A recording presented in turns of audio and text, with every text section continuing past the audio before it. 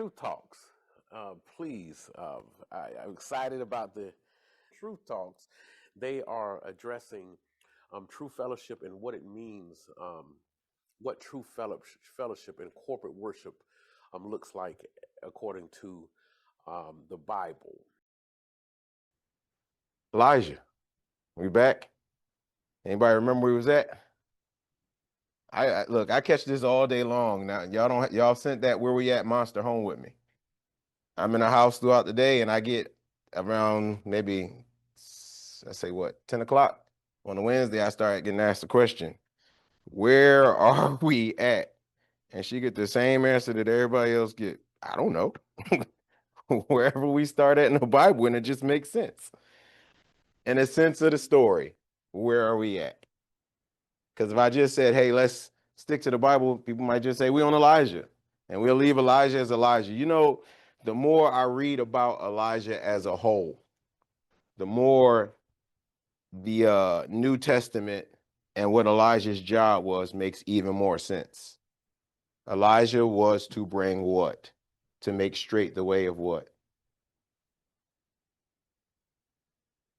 Anybody?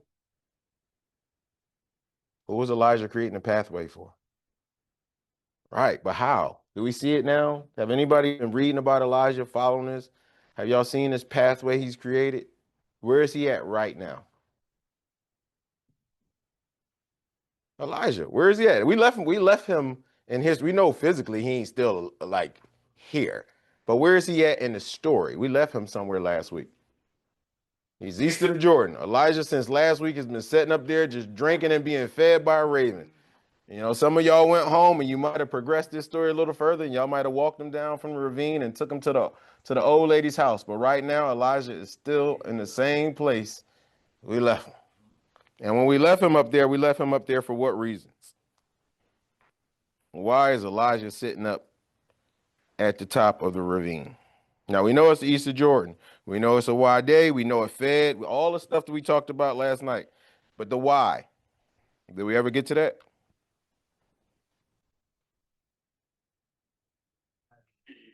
There's a drought going on. Delivery service. God said, Elijah, I'm delivering you to the mountains or to the valley, to the ravine, to the Wadi that sits in between all of those things in the midst of all of what's going on. Sorry. So Elijah is now at the top of the ravine. This ravine is a place of what? Like, help me out here because I forget too. I'm part of the class. It's an oasis of a sort, right? It is a place of safety, but it's not just any place of safety. It is a directed place where God has told Elijah to go for a very specific reason. Now, remember we talked about Elijah's power, right? Elijah has the power to do what? Call it the rain.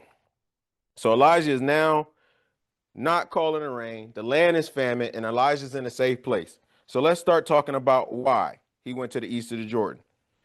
Why is this not incidental, but it matters? All right. Now I know the scriptures. We only got to for scripture's sake. Let's read it real quick. Y'all can just stay where you at in your books. Not allowed to turn, and I'll turn for you, just to kind of give you a backdrop of where we are with Elijah. Probably already know, but to read it again, it's going to keep starting to peel out the answers here, or what the text is saying plainly. And Elijah, the Tishbite of settlers of Gilead, said to Ahab, as the Lord God of Israel lives, before whom I stand, present, there shall be no dew or rain these years except at my word. The word of the Lord came to him, saying, go away from here and turn to the eastward and hide by the ravine Kerith, which flows into the Jordan. And it shall be that you should drink from the stream, and I shall command the ravens to feed you. And he went and did according to the word of the Lord, for he went and dwelt by the ravine Kerith, which flows into the Jordan. And the ravens brought him bread and meat. Now that's a dope thing when the ravens bring you, like, that's like DoorDash. Elijah had DoorDash before DoorDash was cool. Like, he would just look at his little, I was about to say his tablet. He'd just look at his little, and look at his little stone he'll break out and just, you know, throw the rock in the water to just keep magically filling up every day. And I guess that was like the text message, and the raven was like, "Hey, I got some bread, got some meat." Like it was very specific. It said bread and meat. It didn't want to just let you know that Elijah was out there living on what? Bread alone. He was out here bread and meat. But that bread and meat didn't come because the bread and meat came by the word of God. So now we see when Jesus says stuff like that, it makes a whole lot of sense. It's not so much about the bread that's being delivered, it's the word that sends the bread. Just thought I would just shoot that out there. Say again. 17:1. 1 Kings 17:1 to 7. There it is. Look at that. I told y'all don't need me to tell you where we are. We know where we are. All right, so let's get back to where we are and why. So we know where he is. We know the reason why he's there. We know the provision that's being given to him. But here is a reason why east of the Jordan. It is outside Ahab's immediate jurisdiction, beyond the powers of the center of Samaria, and it's away from Baal cult strongholds. The territory of Israel was now under control of these things. So Elijah is a prophet of Yahweh. Now I'm keeping it name centric here because in these times, this is how it would have been identified. Elijah would have been a prophet of Yahweh, which means that the prophets of Baal would have also wanted to pursue and kill Elijah. Because remember, the prophets of Baal don't carry the same code as the prophets of Elijah. They already murder other things. So what's a priest? What's someone else who is in defiance of what they believe? And remember, Jezebel had a strictly gather them all up and kill them code. This will come about later if we follow Elijah's path. So I'm not pointing out something that you don't see. I'm pointing out something that you read later on. And if you don't understand the occurrence and the reason of why you're seeing it in this text, when it comes later, it might just seem like, oh, Jezebel is just out here hating on everybody, or this is the path that she's on versus they're on. This is a collective picture, not an individual, not one person working alone. This story works together. Every part of it mowed together. Even Elijah going up in here to the ravine. So now he's out there. These stories will stay consistent with most prophets or kings that had to flee. They all fled east, upwards, away. So we talked about the Wadi drain, the ravine draining into the Jordan. Caves, not ravines. All right. It was known as a refuge. I want to get to the bottom line. All right. So the place where it is now also not just an oasis, but also a place of safety, because this place where God is sent for provision is also provided safety, meaning his enemies can't get there. It is remote. It is unknown. It is somewhere that God told him specifically to go to. This is why historically, when they look and they say, well, which river or which ravine did Isaiah go to up to Jordan? Well, they don't know which one, but they know it's so many that would have been laced up there that these places would have been hidden just to them because they all poured out into there. So the particular one that he told them, we know by name, right? But it's more of an area. You can't say which one because they just poured out into there. So now, the bottom line up front, Elijah, knowing all that he could do, he was a prophet with significant spiritual authority, demonstrated humility and dependence on God, seeking provision from him rather than relying on his own abilities. We talked about that last week. This is kind of like bringing us back up to where we were. Elijah had the power, but did not use the power to benefit himself or the people around him. He literally went and did what he was supposed to do, and that was just go up there and be fed and have drink. You know, Elijah could have said, well, I have sympathy on all the people down there that's not getting rain, and I want to sympathize for them. Lord, can I shut up the clouds here, but open them up there? Lord, it's people that, you know, that should get water versus shouldn't get water. Elijah didn't ask those questions. What we're truly seeing here is obedience without question. Obedience with trust. Elijah is being told during the drought to go to a particular place that anybody may be able to find, but God said, this one I have created for you. This is your resource. All right. Elijah's authority was derivative, meaning it was given to him, and not autonomous, meaning he could not act out on his own. When we see this, Elijah, well, we got to go back here a little bit. All right. When Elijah prays, and he prays for the heavens to be shut up, a lot of people think that this is Elijah's work in closing the heavens, but it's an alignment. All right. You pray, when you pray in alignment with God, guess what happens? You get results. God was the one that wanted the drought. Elijah's prayers was just an actual physical manifestation of what everybody got to see, and Elijah being the one that was going to bring a drought. Now, here's step one to where Elijah is paving the way. You ready? There is a drought in the heart of men. At this point in time, it's no longer just a drought in a land. There's a drought in the heart of men. So if the drought is cutting off and the water supply is the thing that provides life, we have just now seen the first course of what death is going to look like for those that are away from life. Hear me out. Elijah has just taken away water from the people, the lifeline, cut straight down to Jordan. We know that Israel, if you go look historically, Israel is not experiencing any type of drought. Jerusalem. They're not experiencing any type of drought. This is very specific. This is Samaria's business. Samaria is the one that's experiencing. As we go further in the story, we're going to see, now that we've seen the water being taken away, we're going to see the next thing that's going to impact and affect the people. But as we continue to talk about this water, right, you have to look at what's being provided for so much more than what's being taken away. When we look at Elijah, we see the provision, we see the safety and the solitude, and he's spending time daily. Now, people say, how do you know he's spending time daily? Well, if a raven comes out of nowhere and drop me off some meat, at best, for the story to for the story to go forward, I don't know. I can't say Elijah talked to that raven, but I would have been curious. Anybody else would have been curious if a raven, like if just in your natural habitat of life, if a raven just kept coming and dropping meat off and bread to you, you wouldn't have some curious question, even not to the raven, but at least the internal of you would speak to God. So we know that Elijah already spent time with God, but this is now like an isolated time, because you want to know the culmination of how I know all of this, that Isaiah spent time with him? Oh, not so much that I read ahead. It's in the scripture. And a lot of times, you know, when I'm trying to teach, I'm not trying to teach anybody how to read the scriptures. We've got too many adults in here to be given any type of instructions. But what I will say is, if I have a way to catch a cue, I like to try to point it out to you to catch a cue. Elijah was spending time with God because when the water dried up, who told Elijah to leave? So he is there with Elijah. This isn't an abandonment place. This isn't, let me send you up there and now you're just all up there by yourself and alone. This is wherever I send you, I am with you, I will provide for you, and I will be your safety. So when we read this, these eight sentences that come together, what you shouldn't just see is Elijah running in fear of his life as is naturally taught.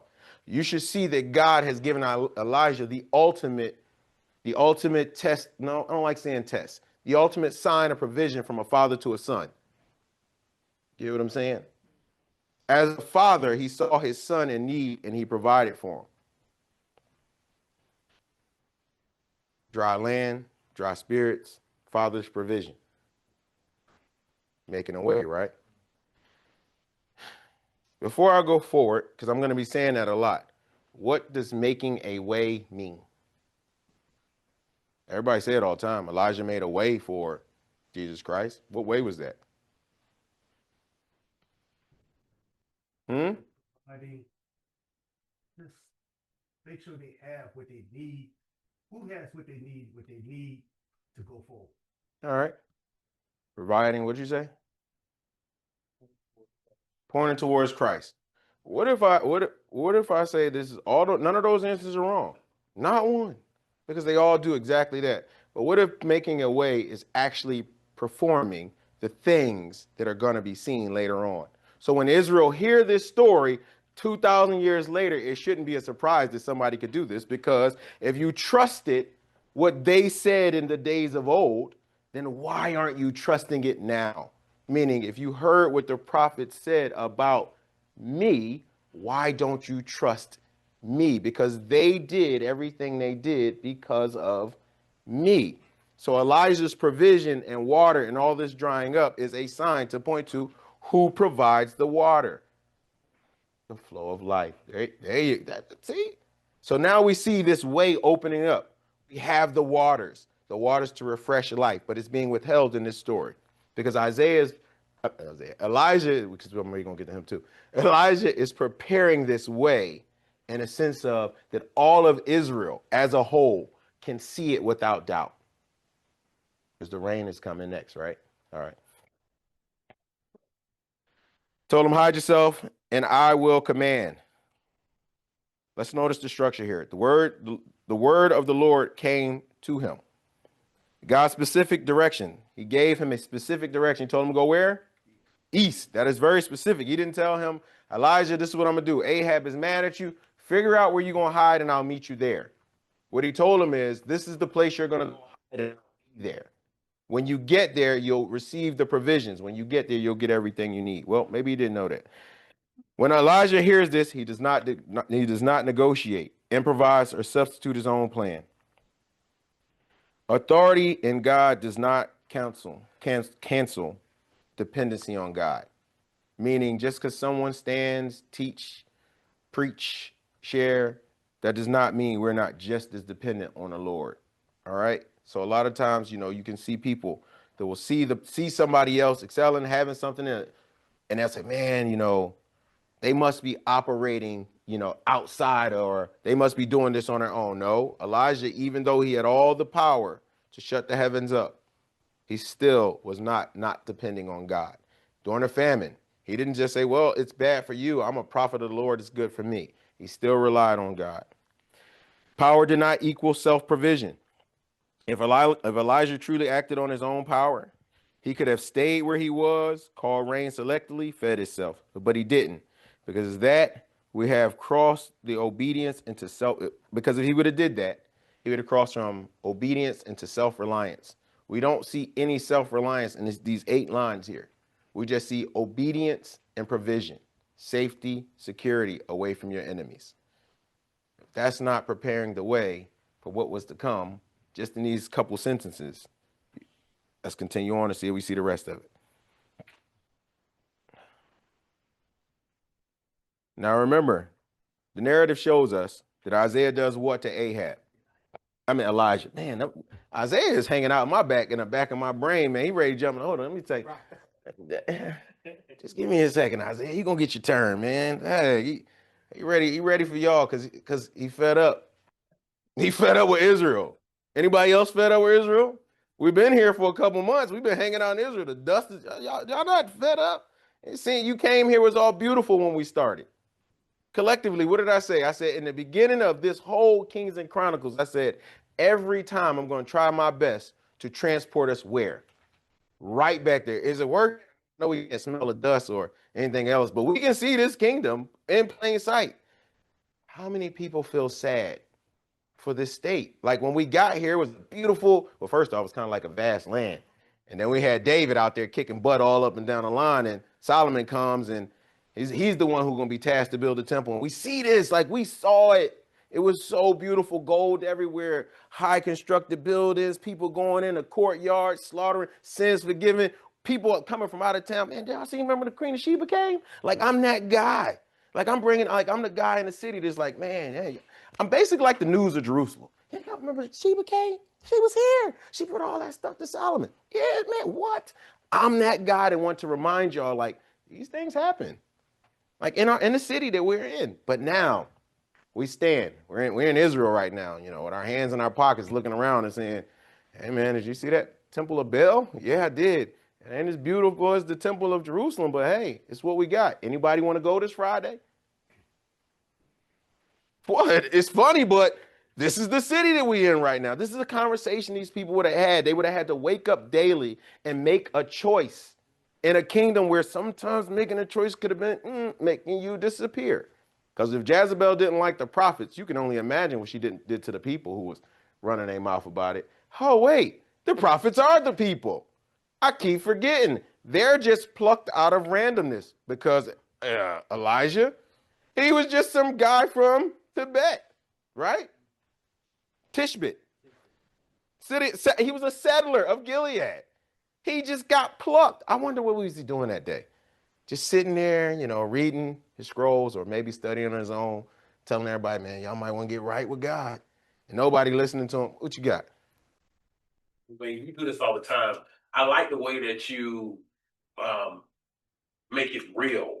Like sometimes you read Bible studies and you don't realize that these people were real people that had to make choices, right? And you just made a point. Every day they woke up and had to choose where they were going to serve the Lord or they were going to serve anything other than the Lord. And we have the same choice, Brother Walker. We may have social media and all those things, but as God's child, every day we get a choice to choose to serve Him in our words and our thoughts and our deeds, or choose otherwise. So I just like the fact Then that what's you the other make it choice? real. No. What's the other choice? I love what you said. We have a choice. I love how you said we have a choice to serve God. It didn't. That service didn't say we're gonna serve God and get a bunch of gifts. That service didn't say we're gonna serve God and get a bunch of reward. You just said service, and I like that because if we look at Elijah here, he never asked what's going to happen to me. He just was obedient. Now here's the thing. You said the other choice. What is the other choice? But what is that? That is an implication. That not to has so much compounded in just that one phrase. What is the not to? I mean, I like the fact you brought it up. Destruction. So what choice? It tells you you don't choose me, you choose. So it is no other choice. It's just the illusion of taking destruction. I mean, if you had to put it in choice, like destruction really isn't a choice, it's an end. I choose to be destroyed. I choose to go against the one true living God because this is the thing. Those people that wake up every day, they made a choice. It wasn't that they had a choice, they created a choice. Oh, the temple is here. There is nothing here for me to go and worship Yahweh. Well, I guess I will make a choice. I have now chosen to be the author of my life, not God. You see what I'm saying? This is the Elijah speech in these sentences 1 through 7. It is the choice, but we see what the other people's choice led them to. So it really wasn't a choice. It's just a consequence of not choosing the right thing from the beginning. So yeah, I like that. I really do. But what you just said was for arrogance. I did this, I did that, instead of God allowing it. So that's arrogant. So that's What's arrogant? when you say I chose. Correct.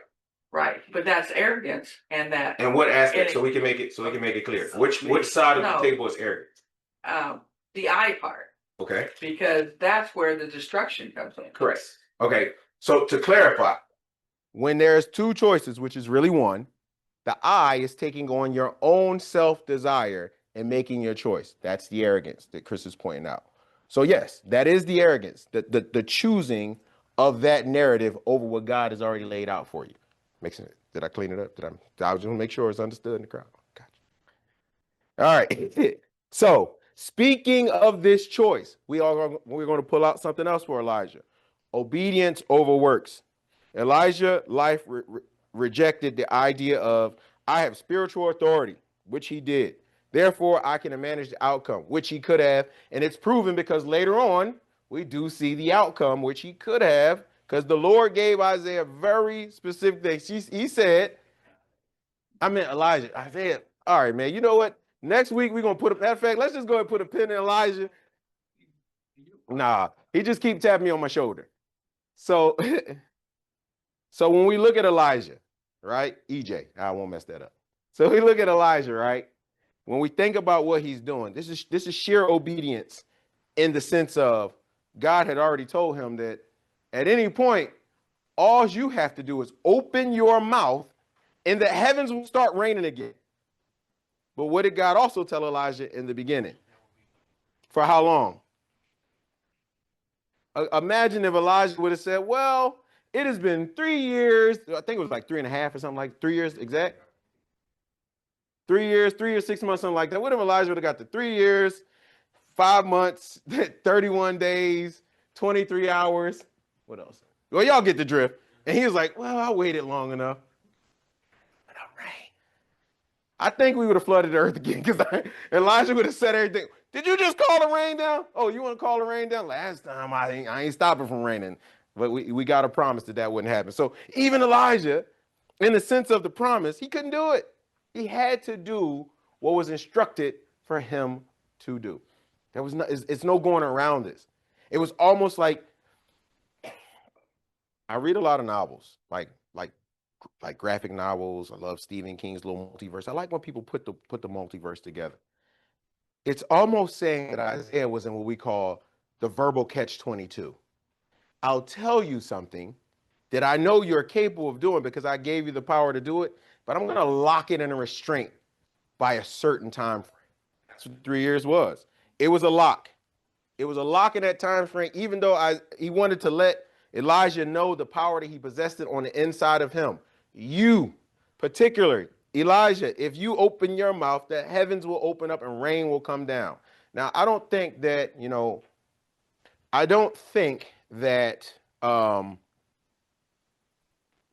we look at it as Elijah would have broke a rule or God would have put a rule into place for it. I think this was a unison of understanding, saying, if you who see the people who are among them was to open your mouth and make it rain, to pour out on them, then it would be done.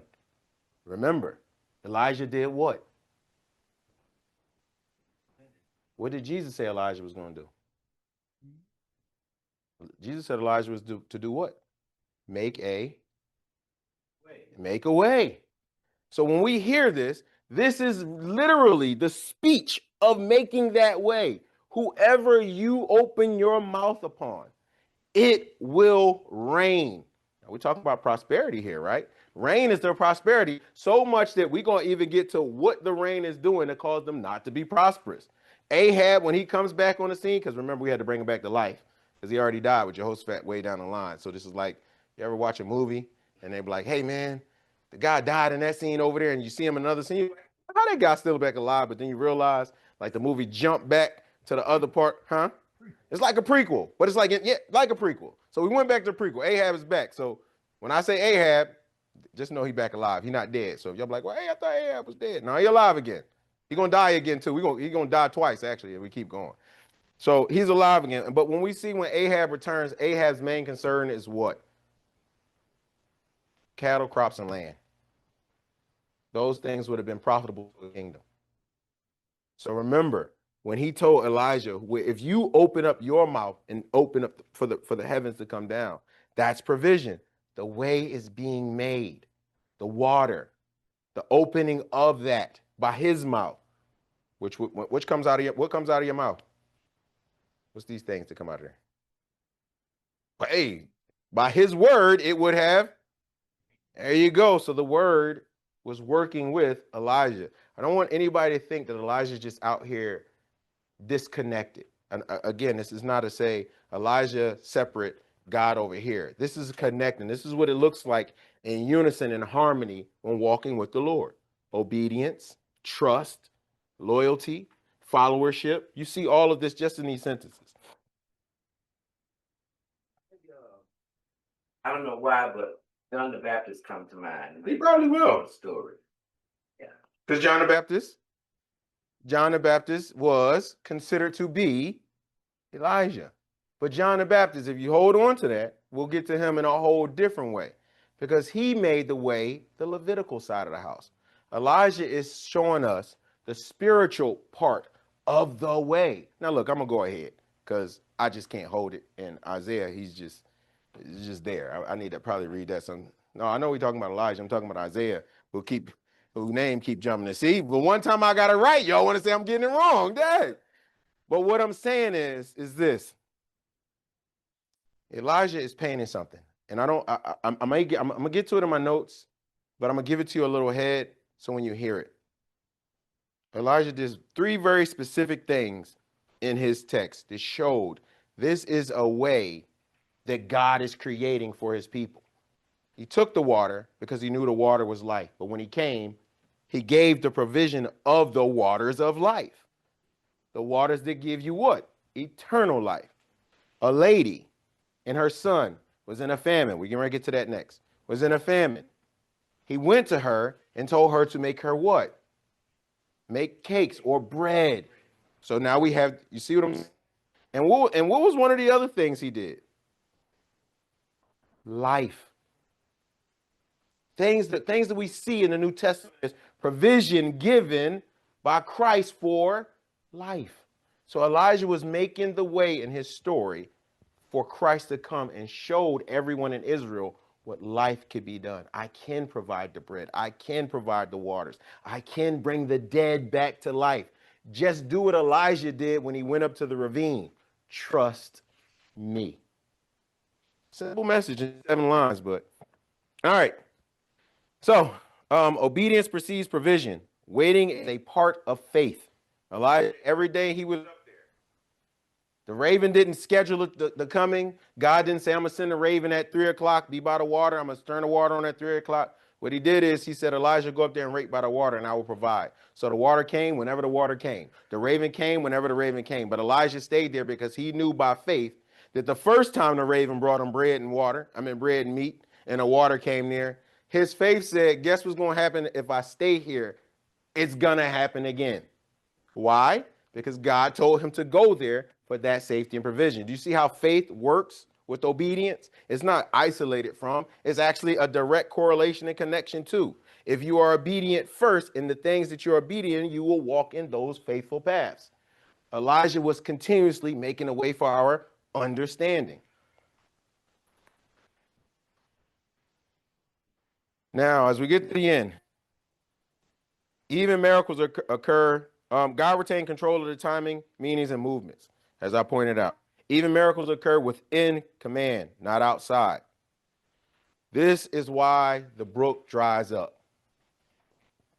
And then, at 8, and then the word of the Lord came to him saying, rise up and go to Zarephath, which belongs to Zidon. Zidon, there we go. Eric keeping me honest. And dwell there. See, I have commanded a widow to sustain you. And he rose up and went. So the provision of that place have now wore out. It's no longer the place where God is providing. Now, remember what I said, making the way. We haven't even got out the first sentence, and we're basically all up in the New Testament. Because the provision that God provided initially for the people of Israel, which had dried up, is now being repurposed into another source. This provision that was once tied to nature, to prayer, to them being faithful to God, has now been put into one person.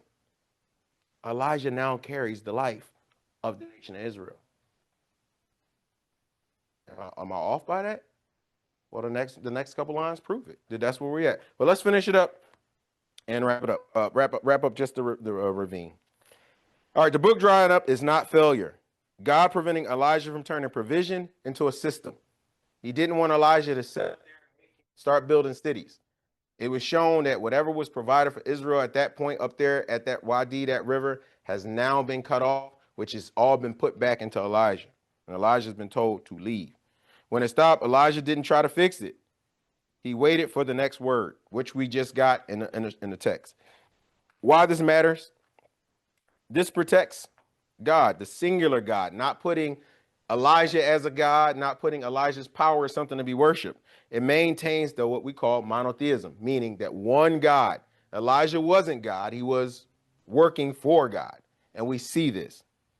Elijah was never portrayed as a rain god, a rain prophet, a miracle technician, or a spiritual freelancer. We get Elijah's job and everything else he did in one line, and it kind of that's it. He was just a settler in Gilead, a Tishbite. Like it didn't say that he was he was just a settler. So God, again, we see that God plucked him out, not to give him any of those titles of heir, but just to make him a servant prophet and not a power source. So the bottom line, Elijah had authority, but not autonomy, power, but not permission to self-direct, faith, but not control of what was around. This is why He could close the heavens and still sit by a dry brook waiting for God to feed him. Jesus said, I do nothing by myself. When Jesus said it and it simply repeated, that sounds of authority is authority enough. The Son can do nothing by himself, but only what he sees the Father do. John 5:19. I do nothing of my own authority, but I speak as the Father has taught me. John 8:28. This isn't weakness. This is perfect alignment. Jesus isn't disclaiming power. He's revealing order, source, Father, expression, Son, execution, obedience, and action. When you repeat words without embellishment, you're doing the same thing Elijah did. You're not asserting self. You're not adding words, not trying to prove power, just standing on what is already spoken. All right. Now, I had a whole lot of other stuff that would have took us, we might come back to these notes. Because we already talked about the drying of the Jordan, why it matter. God covered Elijah. I think we hit everything. All right.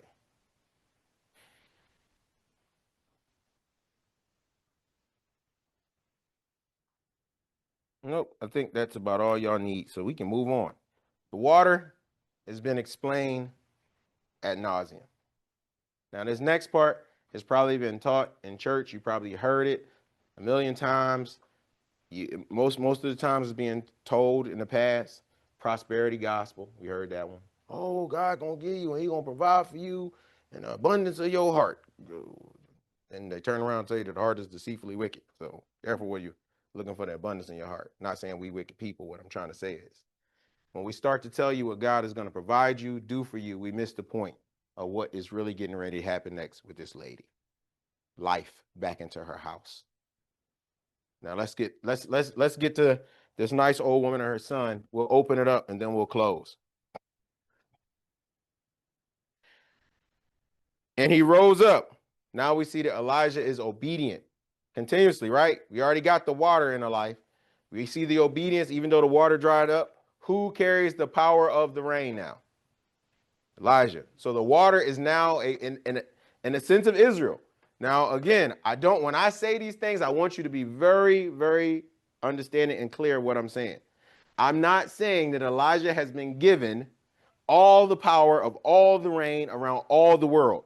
Elijah has been given the power in his constraint in the area where he is to do what he needs to do. But again, when Elijah sees this woman in a land of famine, he already has the rules of how long the heavens should be shut up. Why? These are questions I ask. Why didn't Elijah just say, well, I'm only going to this lady and she needs it. Let me just make it rain right here. Because that's not what this is designed to point out and to show us about Elijah making the way. As he rose up and went, we don't have to talk about Elijah being obedient because we know that's just his MO. In the gates, he rose up and went and came to the gates of the city and saw a widow gathering sticks. All right. Now, I ain't saying like it's the Sabbath. I don't know what day it is. But what I do know is this. We now show a family destroyed, broken. What we have going on prior to this. Before the drought. She had to be a widow before the drought. War. Previously, we see all the kingdoms falling apart, right? And who would have fought in these wars? Even though Ahab, Jeroboam, they all had these rules, but they still stuck to the principal rules of Israel. Go back and look. Historically, if you was a certain age and up, guess what you was doing? You were fighting. So this widowhood, I'm not saying it's because of that. I'm not going to blame it on her family, but we can see that this lady has experienced some circumstance where she is now at a point of loss. She has lost something. Her husband. Like, don't read past that God takes care of the orphans and widows. Right here in the scriptures, we can really see how he does that. All right, so this widow, she's gathering sticks. All right, so first we see now the work order of things is kind of off-centered. Because the land is off-centered, the women are gathering sticks. And we go all the way back to Deuteronomy. or Leviticus, when they was issuing out laws, don't climb the tree, don't do the tree, don't do don't do this, don't do that. Who did they kill for gathering sticks that day? Was it a woman or a man? So why now do we see the woman gathering the sticks? I'm not saying it's the Sabbath. I'm saying you can tell that the land is causing role change. What you got, brother? That was it? Women changed it? Women gathering the sticks. But they wasn't gathering the sticks in the Old Testament. They stoned that guy for gathering the sticks on the Sabbath, which means that was something that was a masculine role. Again, this is not me feminizing or making the text masculine. What I'm showing is we have a shift because the land has had a shift. You get what I'm saying? So when we notice this, we already see that the state, spiritually, physically, is in a state of downpour, meaning not downpour from the rain, but downpour in a down spiral of the direction that they're going. And he saw gathering sticks, and he called and said to her, please bring me a little water and a vessel to drink. Now, that's a cold piece of work, man.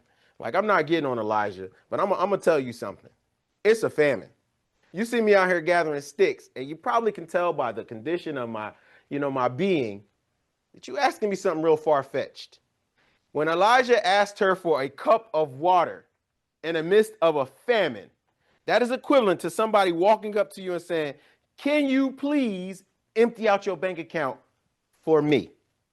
Do you get this request? This request wasn't just something that was happenstance. It was a heat check is what I call it, to see who you're talking to. Elijah did exactly that. Please bring me a little water and a vessel to drink. And she was going to do what? Now, if you notice, the woman is in a famine. She just got asked. She's out here gathering sticks. I'm not going to prove the point of how bad things were. How bad things were is proving this point. As she goes to get the water, this is during a famine, and she goes to get this water obediently. Elijah never said, I'm going to open up the heavens and I'll get my own water. He's asking someone, the lowliest of the bunch, do you see me and see that I thirst? And even the famine during it, she said, I do. And she goes to get the water. What you got? Yeah, stand back up and said, when God was telling Elijah, I commanded her, and that command, it shows her obedience. Obedient. Huh? Come on, man. Like, you're making this difficult. Like, we're talking about the way, right? If you do you get what I'm saying? Elijah was the one who could provide the water. And he asked, now, what did you just say, Amari? Very familiar, huh? This way that's being prepared isn't just metaphorical. He literally prepared the way that would have been orally passed down through tradition, that everybody who would have heard of Elijah asking a woman for water during the time of a famine would have understood just that. That Elijah was the real one who carried the water. Her giving Elijah water was the same thing that the lady was doing at the well. I can give you this water, but you sure you're supposed to drink from me? You see, you get what I'm saying? It's still the obedience, but this is where now, after obedience, and the saving comes, because guess what just happened? Guess what just happened to this woman? You don't believe me. She got saved. In the midst of the famine, this woman got saved not by what Elijah did, by what she did according to what God said. She was obedient. And I'm going to go over a little bit if y'all don't mind. Just a little bit. I'm not going to beat it all, but just a little bit. She was saved by what Elijah, not by what Elijah could do, but what God told her to do. Obedience. Now, this kind of... She didn't know what Elijah could do, okay? She did not know what Elijah could do. She did. Oh, she had no clue. She had no clue. Okay. So in other words...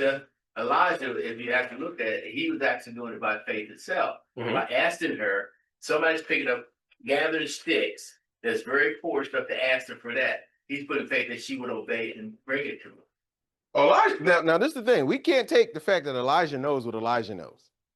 And we can't take the fact that this lady might not know who Elijah is, but I would have to say it could be.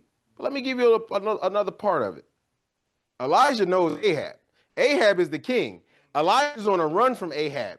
This too is another refuge for Elijah. They know who Elijah is. He's a fugitive in the land of Israel. It's not like Elijah is like not known. Maybe not known to the point that he can open and close the heavens. That's information eternally that Elijah has. Just like when Christ come up to people and he says, hey, will you follow me? They don't understand that he can open up and close the heavens just like Elijah. Yes. But I just glad you just said what you said, because in 17:1, it says, now Elijah the Tishbite, who was the son of Gilead, said to Ahab, as the Lord, the God of Israel live, therefore I stand, surely there should be neither dew nor rain these 3 years, except And my word. my word. So he could, the woman didn't have no water, there was no problem with him. Okay. All he was speaking. So All he had to do was speak it. So he could have made it rain just for her. He could have poured down on her while she was getting her sticks. That'd have messed up her fire, though. Because God didn't tell him 3 years. It just lasted 3 years, but he could have made it rain in between. Yeah, That he would be disobedient to God. Huh? That he would be disobedient to God if he- God told me that for 3 years. He said it won't rain except. for 3 years. Except for 3 years. Okay? You trying to say he could put an exception in there? That's what he put in the Bible.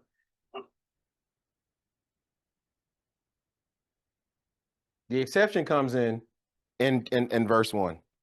Except at my word. Say my and mine. Say my. My. M-Y. Except in my word. So these semantics, the pot, who said what, the biggest part of it is don't destroy the unison by trying to see individualism of who could have did what. Meaning Isaiah, like I said, did not operate Elijah. Isaiah didn't either. Elijah did not operate outside of God. And because God saw Elijah as a son, he allowed him to operate in his authority. You get what I'm saying? It wasn't, again, I'm not saying one could have done anything without the other or the other, because we know God could have sent that raven to fly around over everybody, loud call saying, no rain. And that would have just kept flying by everybody. He could have did that, but he used Elijah because Elijah was the way maker. It's not about who, it's knowing your roles in the operation of, which is something that Jesus Christ constantly reminded everybody, I'm not doing this. My Father is the one to do it, because by the time we get to the New Testament, the people collectively are scattered, broken. They no longer have a connection to where they should have been connected. Anybody read Hosea? Anybody read Amos? You see where them connections got severed? I think it might be in there some downright language where God says, no longer are you mine. Abandonment. Am I off? Okay, I'm just making sure. So this is what I'm trying to tell you. Elijah, don't see all of the intricacies. See exactly what Elijah is doing. The way maker for Christ. He's doing things in a time where it probably wasn't done, and he's doing them for people that would have spread the message on an individual basis. Like, who was up there recording that Elijah was up there at the ravine? I wonder did the raven just peck that into rock so the history can get it. He would go back and describe it. Elijah, write that, raven. Give me a piece of meat. Yeah, good. But that's just my thought. And I tell you, I have a lot of thoughts about Elijah sitting up there. All right. So now, Elijah asked this lady, please bring me a little water to drink. And she was going to get it. And he said to her, please bring me a piece of bread in your hand. Now listen, the transition is now happening. And I'm going to close it up here. The transition, I want you to think about this as we leave. The transition is now happening. The provisions are being upgraded right there in that one sentence. The way is now just not just being water of life, but y'all see where I'm going? All right, I'm gonna leave it there because the last one is life of life, the resurrection. So that's all I got for tonight. Thought I would go longer, but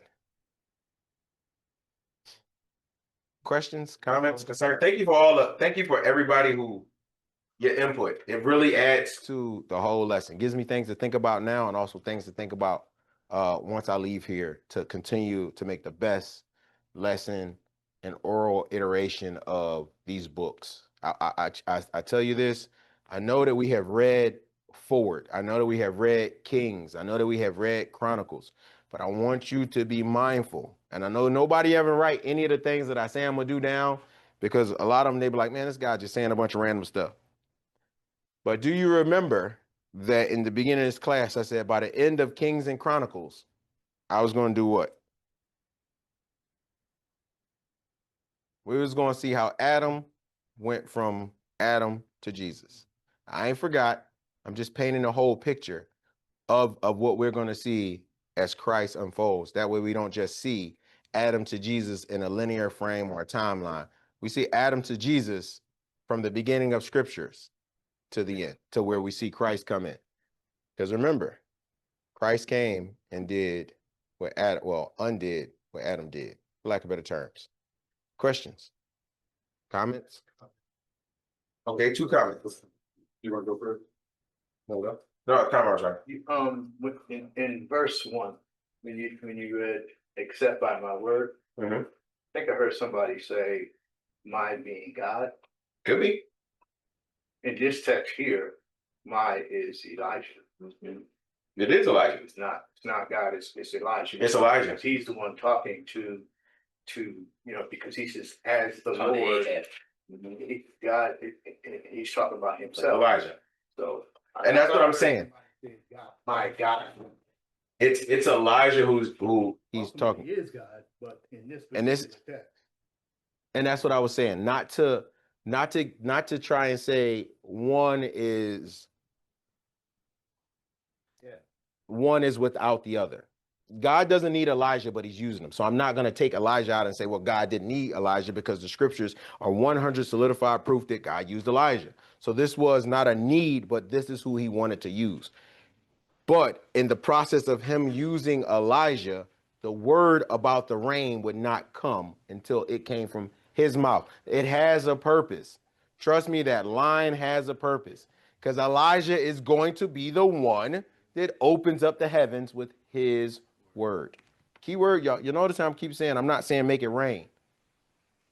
What am I saying? And if you can understand that Elijah is opening up the heavens, you'll see how he's making a way.